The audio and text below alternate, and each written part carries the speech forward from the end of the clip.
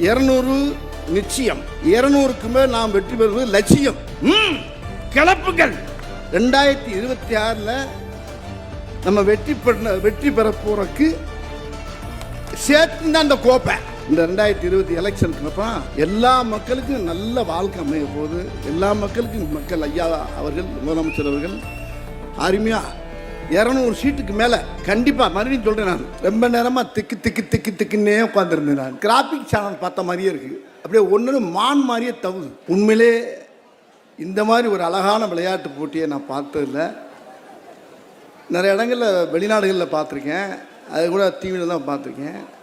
இன்றைக்கி நம்ம தமிழ்நாட்டில் அருமை அண்ணன் மாசில்லா தங்கம்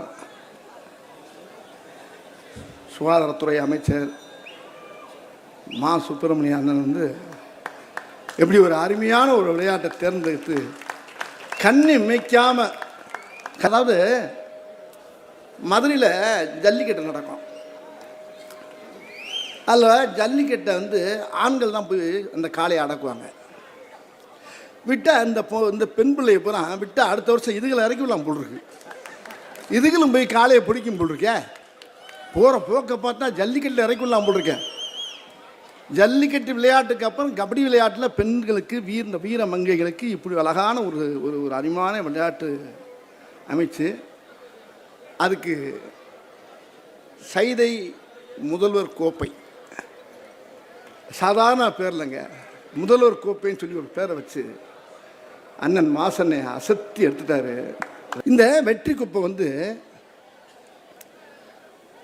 இது முதல்வர் கோப்பை மட்டும் இல்லை, 2026ல் நம்ம வெற்றி பெற போறதுக்கு சேர்த்து தான் அந்த கோப்பை.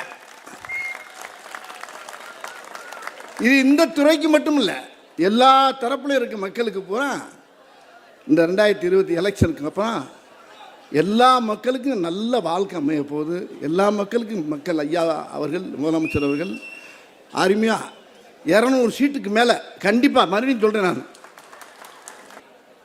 200க்கு மேல் நாம் வெற்றி பெறுவது லட்சியம்.